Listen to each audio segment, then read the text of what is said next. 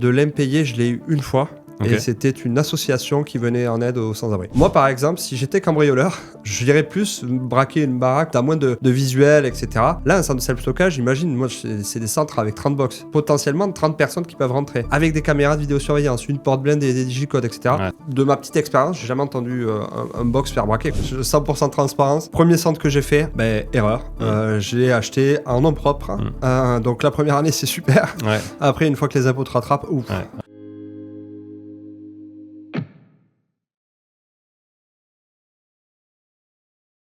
Salut Nicolas. Salut Julien. Tu vas bien ? Ça va et toi ? Ouais, ça va, impeccable. Merci d'être venu ici. Merci à toi. Dans une cave, t'as l'habitude, on va en parler. Effectivement, j'ai un peu l'habitude. De traîner dans des caves. Elles sont pas aussi classe par contre. Ouais. Je dois reconnaître que le studio est très très charmant. Il y a moins de lumière dans celle où tu vas. C'est pas les mêmes lumières quoi. C'est vrai, c'est vrai. Il n'y a pas autant de matos non plus. Tu mets pas de LED avec RGB, tout ça, pour avoir des petites couleurs. Non. Après, elles sont de plus en plus équipées maintenant, mais j'ai pas tout ce matos. Et d'ailleurs, tu vois, pour la petite info, j'ai créé également un studio, alors bien moins équipé que le tien, dans un de mes box. Okay. En centre-ville de Toulouse. J'ai adapté un petit box de 6 mètres carrés. Là où tu enregistres tes contenus. Ouais. Exactement. Okay. Exactement. D'ailleurs, tu as eu un podcast. Il y a un petit moment de ça. Oui, tout à fait. Tu as arrêté sur les entrepreneurs, si je dis pas de bêtises. Tout à fait, les entrepreneurs, exactement. Ouais. En fait, je crois que c'était après le Covid.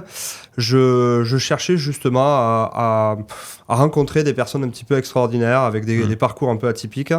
Et c'est vrai que je suis de nature assez curieuse. J'aime les gens. Et donc, j'ai acheté un micro, enfin 2 micros d'ailleurs. Ouais. Et j'ai commencé à aller interviewer des gens, rencontrer des gens avec des vies hors normes. Enfin, moi, en tout cas, que je trouve hors normes.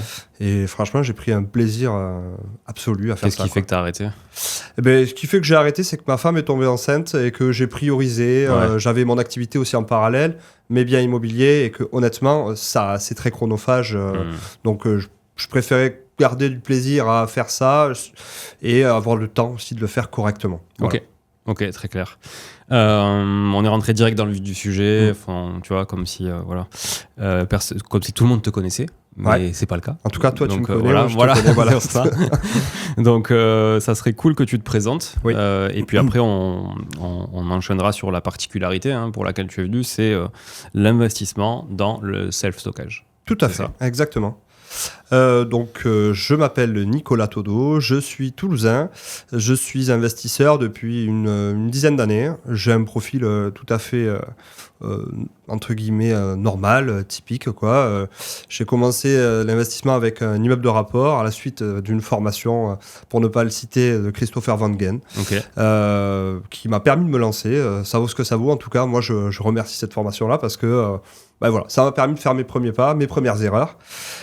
Et à la suite de ça, j'ai fait de la colocation, j'ai fait de la location courte durée, longue durée, du local commercial. Et il y a eu de plus en plus de concurrence sur Toulouse. Et je voulais pas rester dans le même schéma que tout le monde. Et donc du coup, j'ai commencé à chercher des biens un peu originaux. Et je suis allé dans la catégorie autre sur le Bon Coin ou parking, tu vois. Ouais. Et je suis tombé par hasard sur une remise commerciale. Alors, je savais pas du tout ce que c'était, pour être honnête. C'est pas une réduction, on est d'accord ? C'est pas une non, promotion. c'était pas une réduction, mais le bien était moins cher au mètre carré. Donc, du coup, il y avait une certaine, entre guillemets, remise, quoi. Ouais. Mais, et donc, du coup, c'était un notaire qui vendait ça. Et je l'ai visité par curiosité ici encore. Et j'ai trouvé le bien super sympa. Et j'ai dit, mais qu'est-ce que je vais en faire ? Il me dit, mais attends, t'as qu'à faire un garde-meuble ou des box avec ça. Ok, super. Donc, à l'époque, il n'y avait absolument pas d'informations. Et quand tu voulais taper aux portes des centres de self-stockage, tu n'étais pas super bien reçu parce que tu étais considéré comme un concurrent. Ouais. Donc voilà, je me suis fait sur le tas. Et là, alors, à l'instant T, je suis propriétaire de 3 centres, bientôt 4, sur Toulouse et Castres. Ok, cool. J'ai un ami d'ailleurs, je te l'ai même pas dit, j'ai un ami qui a une grosse boîte de stockage qui s'appelle Leaderbox. Ah oui, très bien. Oui, je suis juste à côté. C'est un pote à toi ? Ouais, Eric, ouais. D'accord, ok. Ouais, très très belle boîte. Mais donc pour la petite histoire, Leaderbox, c'est en plus d'être dans le nom Leader, je crois que c'est un des premiers centres à s'être implanté sur Toulouse. Donc grand monsieur du self-stockage. J'adorerais le rencontrer. Donc Eric, c'est un des 2 fils en fait. Ouais, d'accord. Voilà. Ouais, je joue au poker avec lui. Ouais, il a plusieurs centres sur Toulouse. Ouais, c'est gros. C'est très costaud. Oui, parce que je lui avais proposé un bien là à un moment, et justement pour faire ça, et il m'avait dit trop petit. Et franchement, le bien, il était très grand. Enfin, tu vois, moi je le voyais très grand. Et il m'a dit non, trop petit. Pas intéressant, tu vois. Après, donc, si tu as l'occasion d'aller voir ces centres, moi je m'inspire beaucoup des personnes comme ça. J'ai pas du tout les épaules qu'ils peuvent avoir eux, mais je suis très admiratif de leur réussite et je trouve que voilà, pour celles et ceux qui s'intéressent au self-stockage, inspirez-vous de ces gens-là parce que grand monsieur. Il y a un vrai besoin de stockage, tu le sens toi de plus en plus, du coup, que les gens ont besoin d'un espace en dehors de chez eux pour stocker. Oui, effectivement. Alors moi, ça fait 6 ans que je suis dans le self-stockage et effectivement, il y a un vrai besoin. Et ce besoin s'accentue. Alors, ça pourrait être Nicolas Todo qui le dit, mais dans les chiffres, donc moi je me base sur les chiffres de la FEDESA. La FEDESA, c'est l'Association européenne du self-stockage. Chaque année, ils font des enquêtes sur le marché du self-stockage en Europe. Okay. Et donc ils font des enquêtes et ils se rendent compte de plein de chiffres, et notamment du taux d'occupation. Et en fait, on s'est rendu compte que le taux d'occupation avant Covid, après Covid, avait augmenté. Donc c'est un des marchés qui résiste à la crise, qui est résilient. Donc, il y a une vraie demande. Okay. Et alors, heureusement pour nous, malheureusement pour certaines personnes, les particuliers ou les professionnels, ça risque de continuer et pour tout un tas de problématiques, quoi. Et c'est quoi, justement, qui amène les gens à louer ce genre d'espace ? Ouais, très bonne question. En fait, plusieurs situations. Alors, pour parler d'abord des particuliers, donc qui représentent 70% de la clientèle d'un centre de self-stockage, le particulier peut venir pour plusieurs raisons. Il va venir, par exemple, dans une ville comme Toulouse, ville étudiante. Tu arrives donc sur Toulouse, tu n'as pas trouvé de logement. Il faut déposer tes meubles, tu es un peu pressé par le temps. Tu viens de mettre tes affaires dans un box. Donc ça, il y a énormément de personnes sur Toulouse qui, je crois que c'est 30% des particuliers. Ensuite, tu vas avoir aussi beaucoup de divorces, de séparations. Après Covid, il y a eu énormément de séparations. C'est encore une fois, là, c'est les stats qui parlent.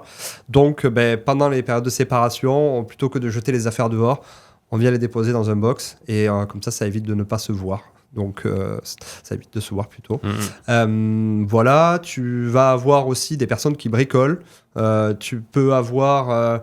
donc ça, c'est plus pour les particuliers. Après, pour les professionnels... Ah oui, et bien entendu aussi pour les particuliers, il manquait un élément. C'est une pièce supplémentaire. En fait, le pouvoir d'achat réduit considérablement, et les nouvelles habitations, si tu veux, non plus de caves, parce que c'est pas rentable en fait. Donc on préfère privilégier des places de parking plutôt que des caves. Donc du coup, les gens, ils n'ont pas arrêté de consommer pour autant. Le business en ligne se développe toujours, et donc du coup, il faut bien stocker quelque part. Donc tu vois, toutes ces choses-là font que on a besoin d'espace pour stocker. Et typiquement, c'est quoi les emballages que tu gardes, les cartons, les trucs comme ça, ou là, les produits dont tu te sers pas, ou une fois par an? Alors tu peux avoir des trucs absolument dingues. La dernière personne à qui j'ai loué un box, c'était un box de 2 mètres carrés. Donc il faut s'imaginer, c'est un box de 1 mètre de large par 2 mètres de long, avec 2,50 mètres de hauteur. C'est pas grand, c'est pas grand. Ça. C'est pas très grand.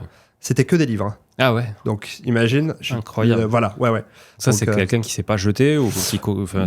Alors, je sais pas toi, mais moi particulièrement, je jette pas mes livres. Donc, moi, je lis pas. Je sais pas lire. Ouais, voilà. Du coup, elle, je sais qu'elle voulait garder ses bouquins et plutôt que les jeter.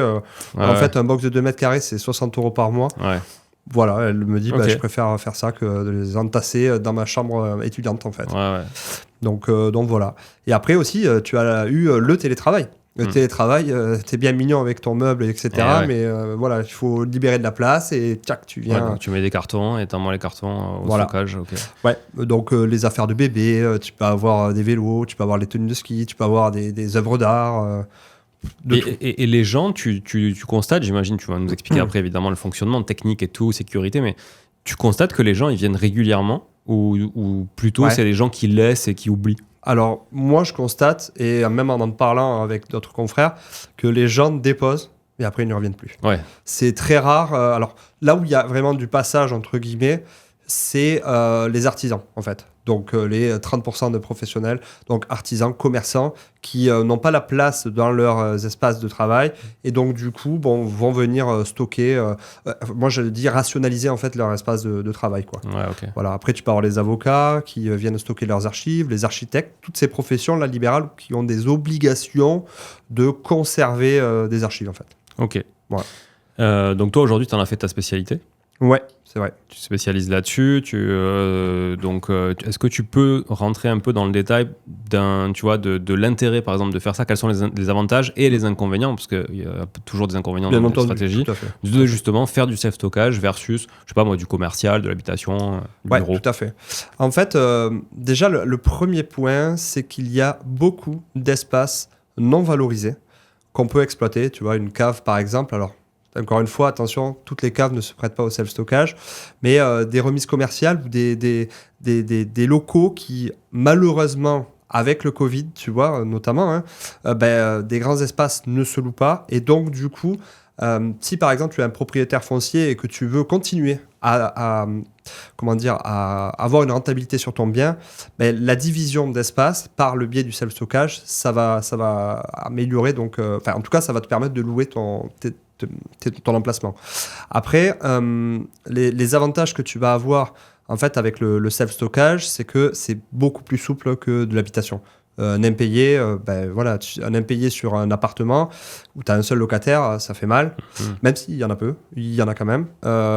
C'est quand même, ça peut faire mal. Sur du self-stockage, c'est indolore, quoi.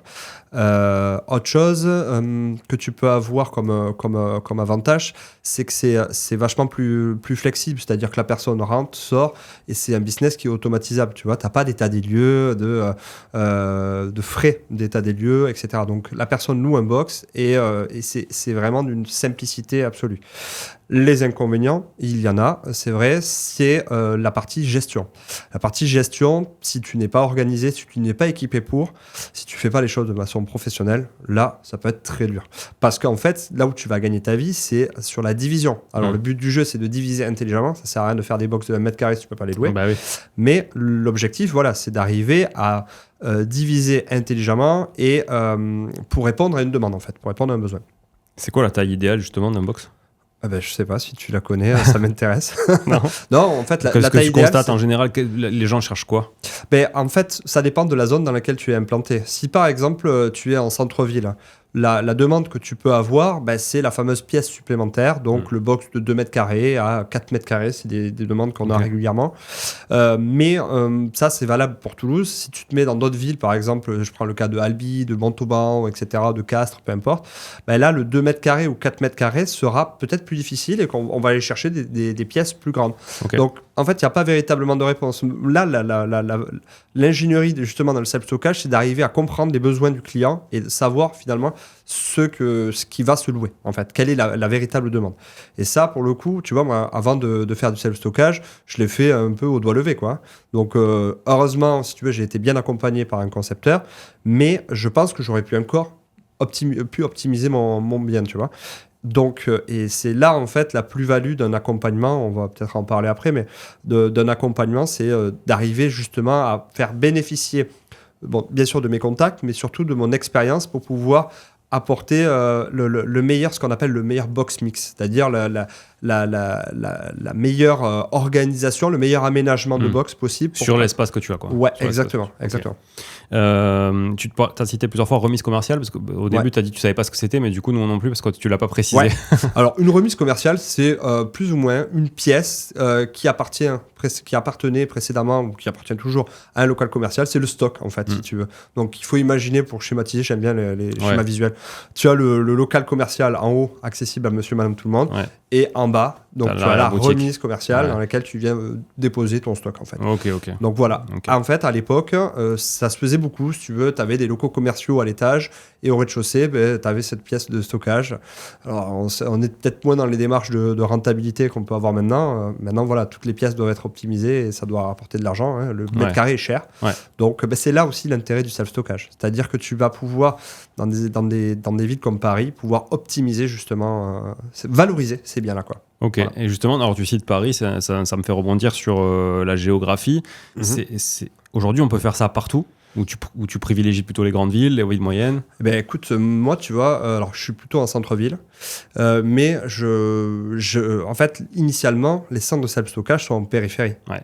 Et en France, on a un taux de remplissage de l'ordre de presque 90%. Ok, ah ouais, c'est énorme. Voilà, c'est tu vois. énorme. Ouais. Ouais. Donc, c'est pas moi avec mes petits centres qui fait le chiffre. Ouais. Tu vois, donc c'est en fait, initialement, les centres de self-stockage sont plus en périphérie urbaine, donc plus accessibles, plus visuels, etc., plus visibles.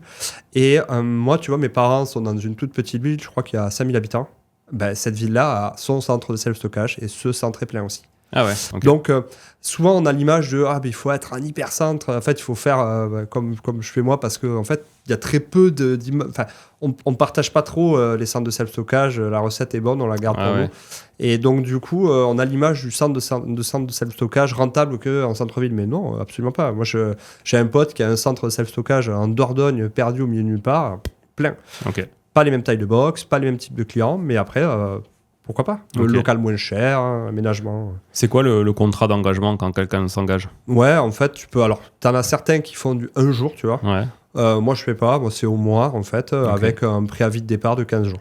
Ok. Voilà. Mais bon, les gens restent rarement. Tu peux t'engager plus ou c'est que tout le temps un mois? Ouais, ou t'as un intérêt à t'engager plus ou pas? Ben, en fait, souvent, les clients ne savent pas vraiment quand est-ce qu'ils vont partir.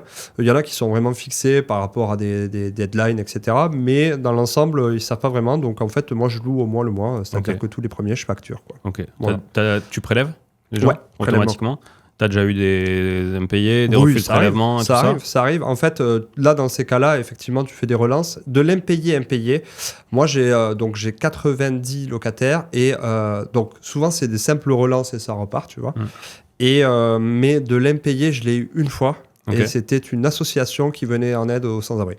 Donc voilà, ça m'est arrivé vraiment une fois. Ça s'est arrangé tout simplement. Je ne suis pas allé voir un avocat ou quoi que ce soit. Non, c'est juste, écoute, tu peux plus payer, je comprends, merci, au revoir, quoi, tu vois.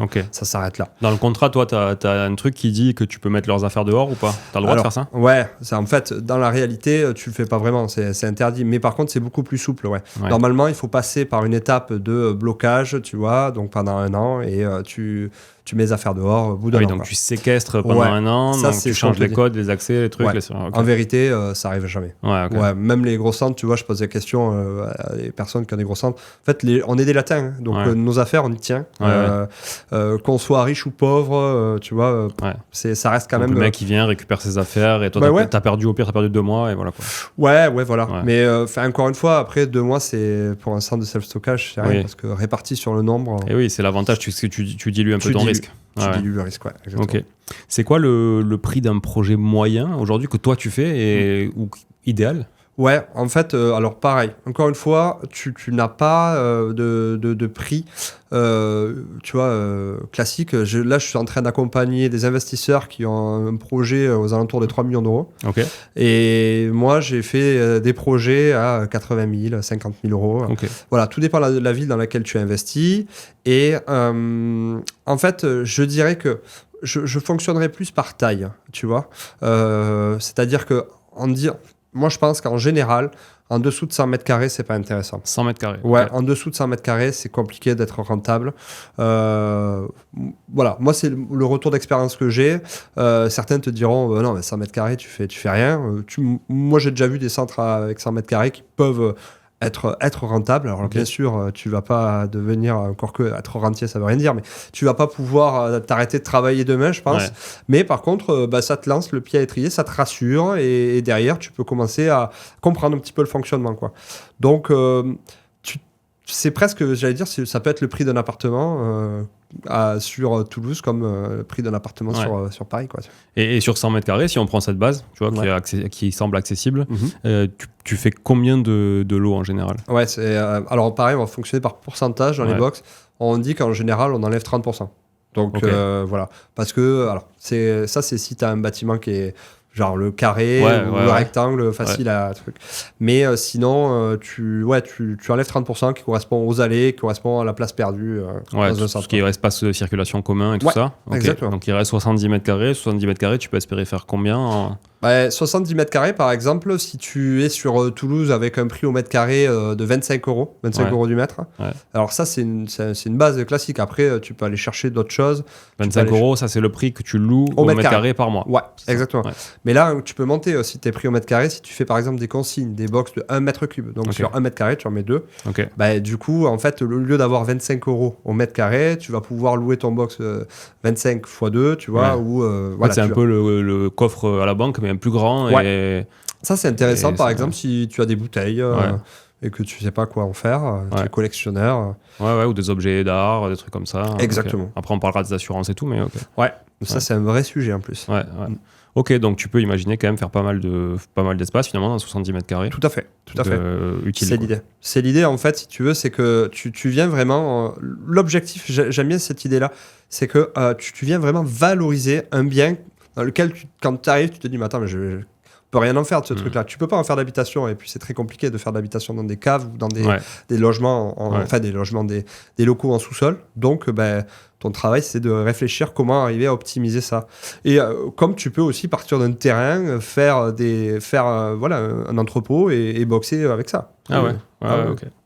Tout à fait. Leaderbox, clairement, c'est ça, c'est plus grand. C'est effectivement, c'est des trucs beaucoup plus grands. Tout à fait. Je crois que le dernier qu'ils ont fait, il fait 5000 mètres carrés, quoi. Ça commence à peser un peu. Alors, comment tu fais justement pour automatiser la chose Parce que pour éviter d'avoir quelqu'un qui est là à attendre que peut-être un mec vienne récupérer ses affaires. Alors, déjà, ce que j'ai pu me rendre compte... Alors, je vais parler encore une fois pour mon expérience, mais après, tous les centres ne sont pas automatisables. Mais alors, du coup, si on prend un centre de taille plutôt petite, tu vois, 200, 300, 400 mètres carrés, comment tu peux automatiser ? La première chose, c'est qu'on va partir du client qui te contacte. Donc, tu as fait de la pub sur Internet par le biais de ton site ou une annonce sur le Bon Coin, peu importe. À partir de là, il t'appelle, il a besoin d'un box. À partir d'un box de 2 mètres carrés, donc là, tu passes par un logiciel d'exploitation, un logiciel métier qui va te permettre de réaliser un contrat. Ce contrat, tu vas l'envoyer en signature électronique, donc par boîte mail. Et à la suite de ça, le client te le renvoie. Il te fait passer son RIB pour le prélèvement, etc. Et une fois que ça c'est fait, une fois qu'il t'a payé le mois, tu lui donnes un code d'accès, à la fois pour le centre, mais également donc un deuxième code pour un box de stockage. Ça peut être une solution. Donc, chaque box a une serrure automatique avec un digicode. Tout à fait. Là, vraiment, un des aspects... C'est pas un badge ou c'est du code. Alors, j'ai commencé avec le badge, tu vois, dans les erreurs que j'ai fait. Le badge, mauvaise idée, il faut pas le faire. Parce que, non, mais ils te le rendent pas, en fait. Ça se perd aussi. Il faut que tu ailles le distribuer, toi, exactement. Du coup. Pas du tout intéressant. Donc, ce qu'il faut, c'est vraiment arriver à réduire toutes ces épreuves-là, quoi. Et ça, c'est des serrures connectées que tu peux changer les codes à distance, tout ça ? Ouais, exactement. Tu as un logiciel qui te permet de changer les codes. Tout à fait. Donc là, il reçoit ça. Lui, du coup, il est autonome. Il va déposer ses affaires et tout ça. Et quand il veut arriter, il t'envoie un recommandé. Alors, quand tu veux arrêter, ce qu'il fait, c'est qu'il t'envoie un mail. Ouais, effectivement. Ça fonctionne simplement. Je veux arrêter, ou il t'appelle. Tu fais un papier de fin de contrat, et puis merci, au revoir. Tout est automatisé. Les factures, c'est un bouton, tu cliques, ça envoie tout. Et toi, tu passes ou tu fais passer quelqu'un en général entre deux locataires pour voir l'état du box? Non. Tu sais, en général, ils laissent pas leurs affaires, en fait. Donc, c'est vraiment du... mais ils peuvent abîmer un peu, si tu vois, s'ils mettent des trucs... non, les parois, tout ça. Écoute, moi, je te dis, le premier centre, ça doit faire 6 ans que je l'ai. Non. C'est quoi justement? Alors comment concrètement, c'est quoi les matériaux qu'on utilise? Alors c'est des tôles en acier strié, ça c'est pour pour faire les séparations. Enfin c'est pas pour faire les séparations, mais c'est pour faire les plinthes en fait. Donc ou les angles si tu veux, souvent là où ça cogne c'est les angles. Et après c'est de la tôle en galva classique où tu viens des tôles de séparation quoi. Donc tout est en ferraille quoi, en fer. Ok, c'est assez simple, d'accord. Et au niveau sécurité, est-ce que tu as des caméras, tu as des choses qui checkent un peu? C'est autorisé, bien sûr. La sécurité, c'est un élément primordial dans les centres de self-stockage. C'est d'ailleurs un élément qui va rassurer le client. Le client, il ne veut pas avoir ses affaires. Alors, tu as plusieurs éléments de sécurité. Tu as l'élément d'humidité. Donc, tu vois, tu viens stocker tes affaires. Un an après, tu les récupères. Tu as des gros problèmes d'humidité. bon, le client va pas être content. Et alors ça, les vêtements, encore ça va, les œuvres d'art, aïe. Donc il faut vraiment être bien armé pour ça, être protégé par rapport à ça. Donc là, il y a les détecteurs d'humidité, etc. Ensuite, tu vas avoir la sécurité des biens par rapport à des personnes qui voudraient potentiellement voler ou tu vois. Donc là, tu as des caméras de vidéosurveillance avec des contrôles d'accès dont on a parlé précédemment. Donc le contrôle d'accès, le fameux code là sur le digicode. Tu en as même certains qui mettent des claviers à code sur les box ou des cadenas connectés ou des cadenas, tu sais, par téléphone. Là. J'ai plus le mot en tête, mais oui, tu peux avoir ce système-là. Et après, tu as la sécurité incendie. Et ça, c'est un vrai sujet. C'est-à-dire que tu dois avoir des détecteurs de fumée régulièrement et reliés à une alarme incendie ou reliés aussi à de la télésurveillance. Certains le centres le font. Donc, la priorité, c'est vraiment un élément indispensable d'un box de self-stockage. Parce que, j'imagine que ça doit quand même attirer, tu vois, les voleurs éventuels en se disant, à un seul et même endroit, contrairement à une maison, là, je vais avoir quand même des gens qui stockent des choses que je peux récupérer potentiellement. Alors, j'aime bien sortir cette image-là, mais moi, par exemple, si j'étais cambrioleur, j'irais plus braquer une baraque où tu as moins de maisons, enfin, où tu as moins de visuels, etc. Là, un centre de self-stockage, imagine, moi, c'est des centres avec 30 box. Donc, potentiellement 30 personnes qui peuvent rentrer. Avec des caméras de vidéosurveillance, une porte blindée, des digicodes, etc. Clairement, je pense que... De ma petite expérience, j'ai jamais entendu un box faire braquer. Quoi. T'as pas eu d'écho de ça. Non, c'est très rare, quoi. C'est très rare. Donc, c'est pas t'as plus de risques sur, entre guillemets, la partie incendie, encore que t'as pas d'électricité dans les box, etc., que sur quelqu'un qui serait mal attentionné et qui irait braquer. Enfin, de mon expérience. Non, mais c'est vrai, ça c'est entendable. Ouais, tout à fait. Combien ça coûte? On va dire, je sais pas, est-ce que tu as une donnée à nous partager? Combien ça coûte de justement aménager un box en moyenne? Est-ce que c'est un prix au mètre carré? Relatif au mètre carré, c'est ça? Oui, en fait, en général, on est sur un budget entre 200 et 400 euros du mètre carré. C'est pas déconnant. 200, 400 euros du mètre carré. Comparé à un appartement où tu peux avoir un budget plus important, quoi. Et là, tu vas louer, tu dis 25 euros du mètre carré. Ouais, exactement. Alors, pareil, encore une fois, à prendre... Dépendamment où c'est, tout ça. Oui, bien sûr. Et en fonction du bien aussi, tu as des biens qui sont plus ou moins faciles à aménager, donc plus ou moins chers, etc. Quoi. Ça va prendre en compte, Ok. Donc toi, aujourd'hui, tu peux nous donner un exemple concret d'un de tes projets, par exemple? Ouais, bien sûr. Le premier centre que j'ai créé, il y a d'ailleurs une vidéo sur YouTube à ce sujet-là. Donc c'est un centre qui fait, alors je sais pas les chiffres exacts, mais ça fait 150 mètres carrés. 140, 150 par là, quoi. Sur ce centre-là, je suis... aux alentours des 30 ou 33 euros du mètre carré. 33 euros du mètre carré. En location? En location, en location. En coût d'aménagement, je ne veux pas te dire une bêtise, c'était il y a 6 ans, donc je dois être à 50 000 euros d'aménagement à peu près. Et donc, du coup, c'est quelque chose qui, quand tu fais les calculs plus ou moins rapides, ça fait entre 1300 et 1500 euros net dans la poche une fois que tu as payé toutes tes charges. Parce qu'en fait, un centre de self-stockage, il y a très peu de charges. Et tu vas avoir de l'électricité, donc ça, je peux te dire, moi, je crois que j'ai baissé ma facture. Je crois que je suis entre 40 et 60 euros du mètre, tu vois. 60 euros par mois, pardon. T'as Internet, donc pour les caméras, donc je crois que je suis chez Free, donc ça pour vingtaine d'euros. Chez Free, tout simplement. Ouais. T'as pas de backup, un truc un peu plus costaud? Alors si, par contre, t'as un serveur. T'as des serveurs, t'as une installation avec serveur. Mais ça, en fait, tu le payes une fois. Après, t'as pas de... J'ai pas mis de...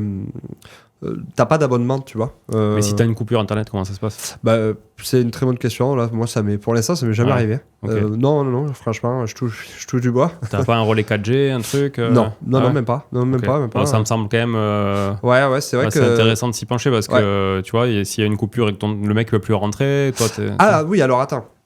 Toi, tu parles pour la partie caméra ou tu parles pour la partie accessibilité? Je pense pour la partie accessibilité. Alors, accessibilité, là, c'est pas du tout lié à Internet. Non, là, c'est vraiment la partie caméra dont je parle.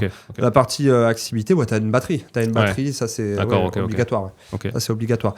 Et donc, après, tu as un autre système si tu veux. Mais toi, si tu changes le code, tu l'envoies bien quelque part. Voilà. Et donc, pour la partie changement de code, là, pour le coup, il te faut Internet. Et donc, si tu as une coupure d'Internet, tu peux pas changer. Non, tu peux pas. Mais par contre, je te dis encore une fois, Je sais pas combien de temps une coupure peut durer, mais franchement, pour l'instant, ça m'est pas arrivé. C'est vrai que pour le coup, il faudrait peut-être anticiper ça. Mais... Ouais. Moi, je te dis ça parce que des fois, j'ai Free Pro sur une agence, par exemple, IMO, où on a une alarme, et dès que l'alarme saute, dès qu'il n'y a plus la connexion, tu vois, l'alarme me dit attention, il n'y a plus de connexion, c'est déconnecté. Donc, et donc, on a un relais 4G, sauf qu'on ne capte pas la 4G dans le local, tu vois. Donc, en fait, ça sert à rien. Ça sert à rien. mais bon, du coup, ça peut être intéressant, effectivement, pour tout le temps être connecté. Je t'avouerai que j'ai pas eu cette problématique-là, et après, tu as toujours une batterie. Donc, la véritable problématique qui pourrait éventuellement y avoir, c'est même pas le client à se coincer, parce que ça, c'est sur batterie.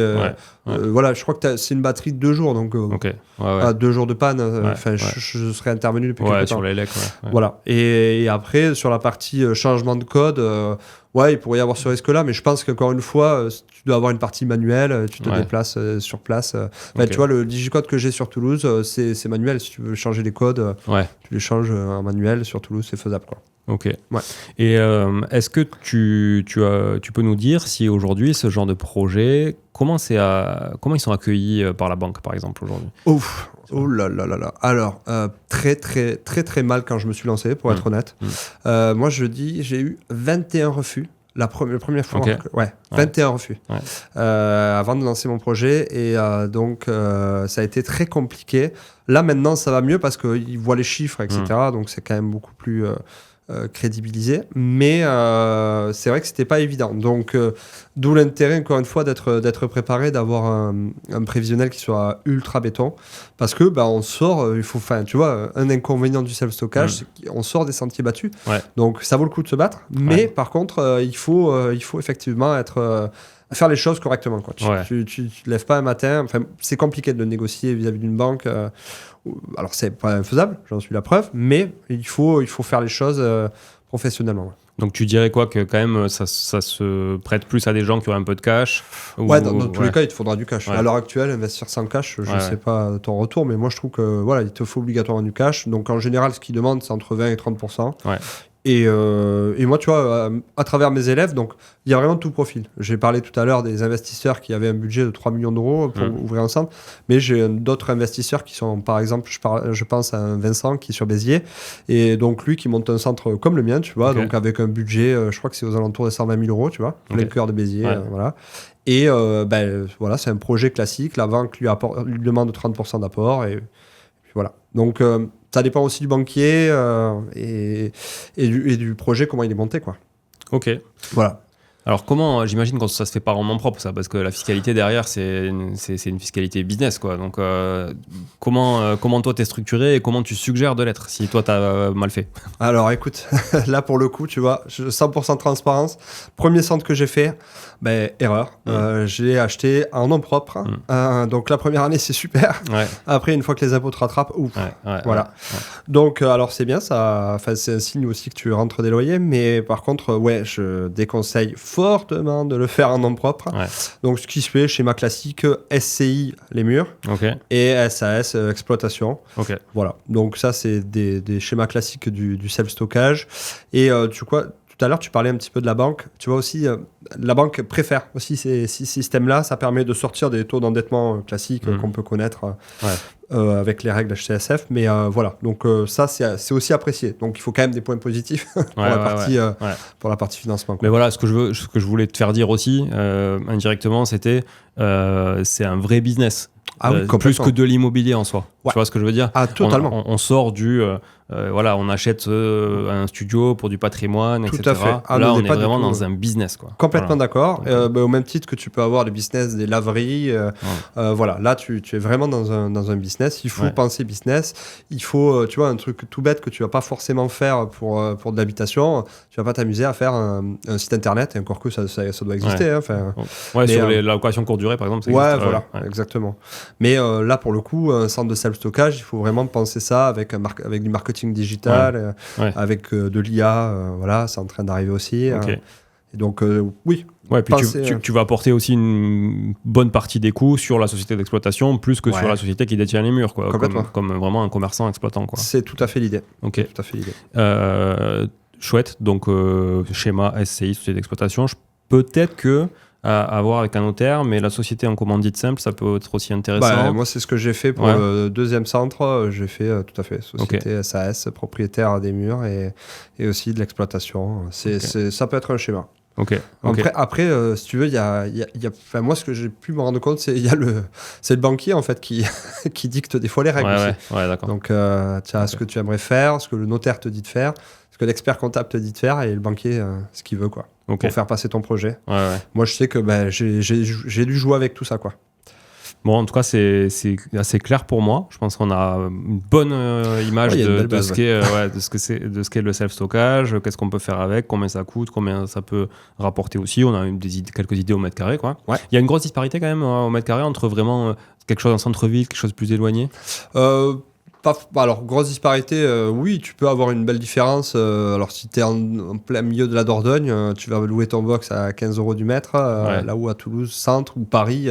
Je crois que, de mémoire, je ne vais pas te dire de bêtises, je m'étais renseigné, une ville comme Genève, je crois qu'ils sont à presque 60 € du mètre. Ouais, après, c'est cohérent avec le prix de l'immobilier. Exactement. Moi, j'avais regardé à l'époque un local sur Biarritz, donc prix au mètre carré colossal, mais par contre, peu d'offres, et donc, du coup, les prix au mètre carré s'envolent, quoi. Et ça fait partie du... T'as des gens qui veulent quand même mettre des choses de valeur dedans. Ah oui. Ouais. Moi, j'ai déjà eu un client qui était brocanteur. Alors, je pensais pas qu'on pouvait mettre autant de valeur dans un box, tu vois. Il me l'avait exprimé. Il m'a dit, voilà, j'ai quelques objets de valeur. Donc, on a discuté parce que ça m'intéresse aussi. Il avait des beaux tableaux et tout ça. Et donc, du coup, oui, on peut mettre des objets de valeur dans un centre. Ouais. Alors, qui assure quoi ? Très bonne question. Alors, là, pour le coup, l'assurance dans le self-stockage, c'est une chose très, très importante. Très importante, on va dire, dans un premier temps pour l'opérateur, c'est-à-dire pour le propriétaire du centre. Parce que, pour être honnête, moi, quand je me suis lancé dans le self-stockage, je suis allé voir mon assureur. « Coucou, je veux faire un centre de self-stockage. » « Très bien, Nico, c'est parti, on t'assure. » Bon, fastoche. Comme un appart, classique, quoi. Et quelques années ont passé, et là, tout d'un coup, bon Nico, dans 2 mois, on arrête de t'assurer. En fait, la compagnie ne le fait plus. Ah, d'accord. Du coup, pas bon, là, l'histoire. Et donc, du coup, j'ai dû me renseigner, trouver un assureur. Et dans le self-stockage, les assureurs, c'est très compliqué. Et puis, les conditions, voilà, on est obligé de se professionnaliser. C'est-à-dire que toutes ces personnes qui veulent faire des centres de self-stockage avec du placo, de l'OSB et tout ça, ça marche pas. Ou alors, ils sont assurés peut-être, mais pas correctement. Donc, il faut vraiment regarder les contrats. Ça, c'est très, très important. Il y a une assurance dédiée pour le self-stockage qui n'est pas gratuite, mais il faut vraiment penser son projet avec l'assurance. J'ai déjà eu le cas avec un pote, on en a discuté cette semaine, qui ouvre un projet, qui a plusieurs projets. Donc, il ouvre copier-coller, bim, bam, boum. Et donc, le projet lancé, l'assurance lui dit, écoute, on ne t'assure plus. Ah bon, et pourquoi ? Parce que tu es en zone inondable et donc on ne peut pas t'assurer.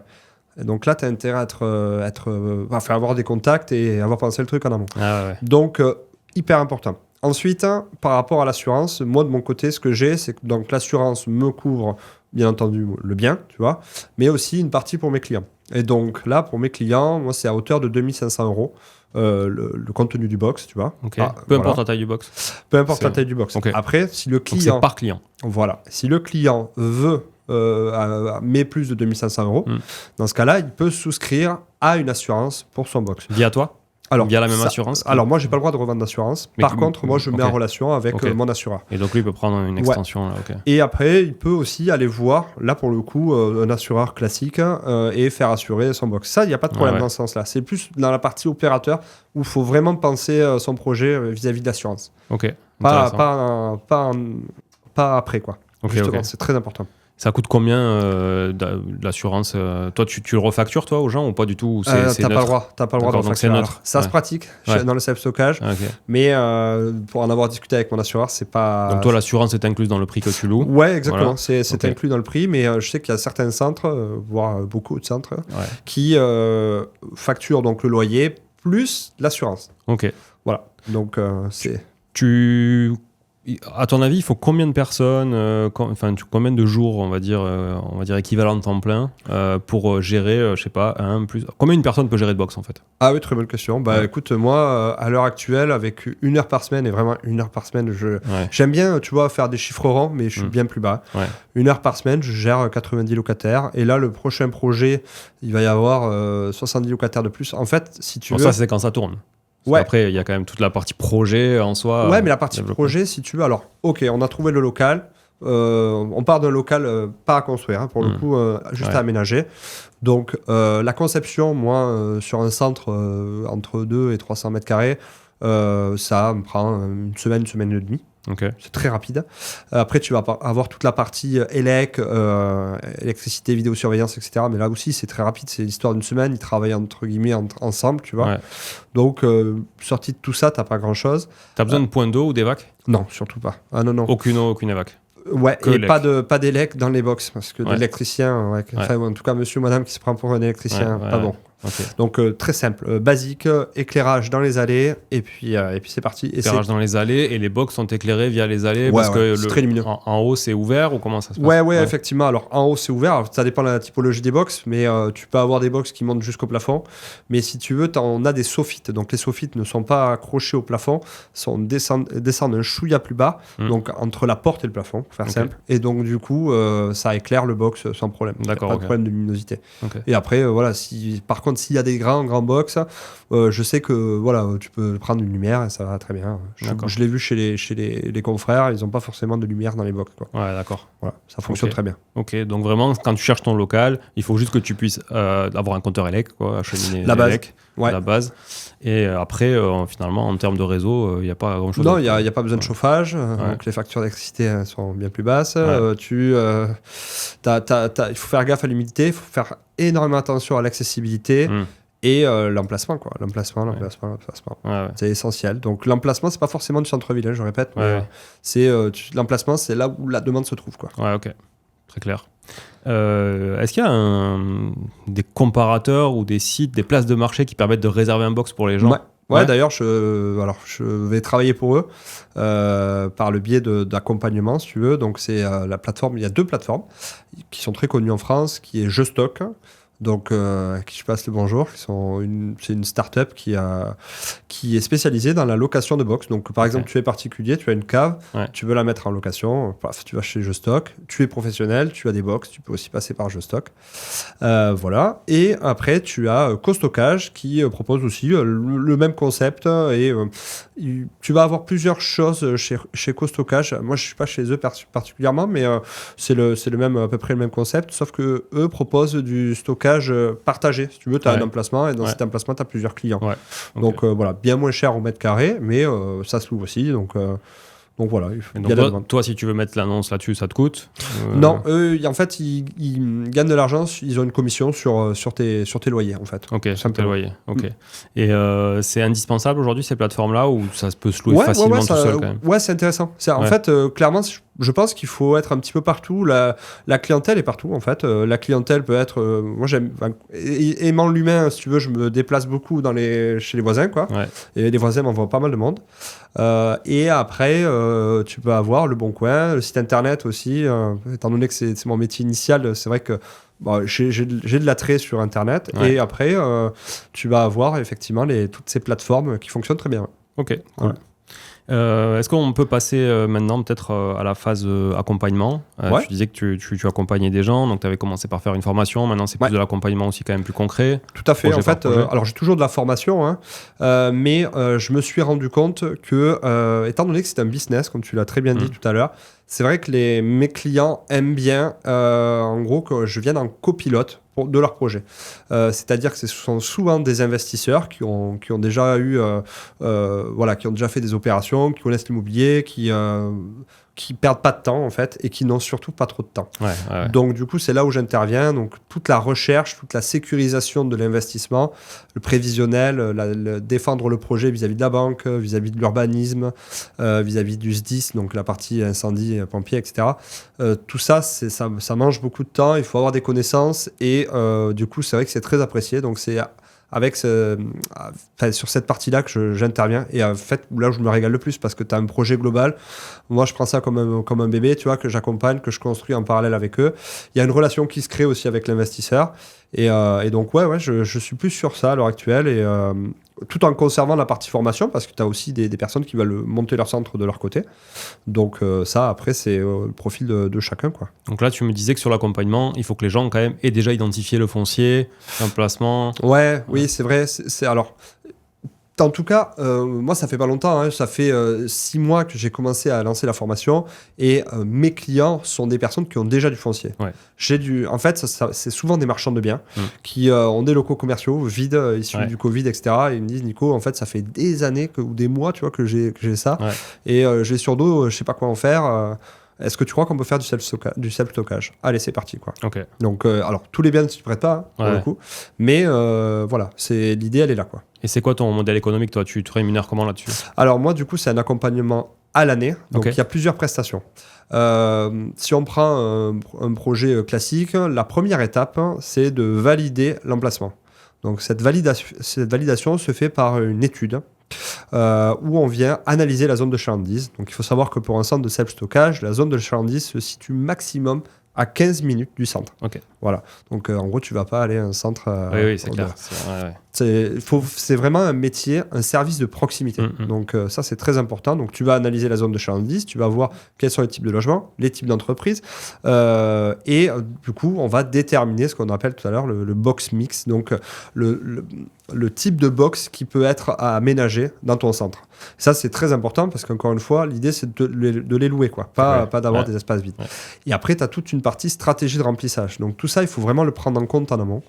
Donc, une fois que tu as fait cette étude, tu vas pouvoir passer à toute la partie devis de l'aménagement, devis par rapport à la vidéosurveillance, à la sécurisation, etc., etc., et à la construction du projet. Donc, en fonction du type de projet, des fois, tu as des changements de destination à faire ou pas. Tu vas avoir des projets à défendre vis-à-vis d'une commission de sécurité, etc. Donc voilà, moi, je les accompagne sur tous ces projets-là et je mets en relation avec des partenaires qui sont vraiment spécialisés dans ça. L'assureur, le concepteur de box, la personne spécialisée dans la sécurité incendie, les organismes d'audit incendie, etc. Enfin, voilà. Il y a plein de partenaires qui rentrent en jeu, quoi. Sur un projet moyen, là, 200-300 mètres carrés, combien de temps ça prend à partir du moment où tu démarres l'aménagement et que le time to market, en fait, c'est quoi? Et après, combien ton accompagnement pourrait coûter pour ce type alors d'invest? Alors, on va dire que tu as déjà le local. Okay, c'est ça. Donc là, l'étude, en général, une étude, ça va relativement vite, on va dire... En 2 semaines, en t'y filant un peu, tu peux savoir si ton projet est viable ou pas. À partir de là, donc, tu fais tous les devis, etc. Ça, c'est pareil, ça peut aller relativement vite, ça dépend de la période, etc. Mais on va dire, en général, il faut 6 mois quoi, pour le projet. 6 mois, c'est pas déconnant sur un projet aux alentours des 500 mètres carrés. Ça, c'est projet fini? Ou c'est vraiment toute la partie études et tout ça Non, le projet fini, tu peux être à 6 mois, ça se fait. Par contre, si tu viens rajouter la construction du bâtiment, etc., ça prend un peu plus de temps. Mais 6 mois, c'est pas déconnant. Si tu veux faire les choses correctement, c'est le temps qu'il faut à peu près, quoi. Après, sur des projets, comme je disais tout à l'heure, à plusieurs millions d'euros, là, pour le coup, on est sur l'année, quoi. On est sur l'année et c'est pas déconnant non plus.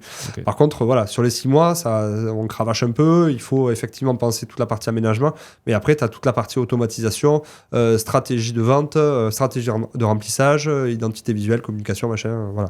Ça prend un peu de temps, quoi. Et combien ça peut coûter, ou est-ce que c'est un pourcentage de quelque chose ou...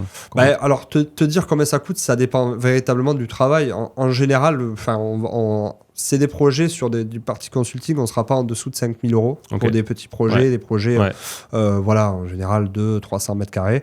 Et si tu veux un accompagnement global, hein, si tu veux vraiment faire les choses correctement, après, tu n'es pas obligé de passer par moi. Hein, tu peux très bien monter ton projet tout seul.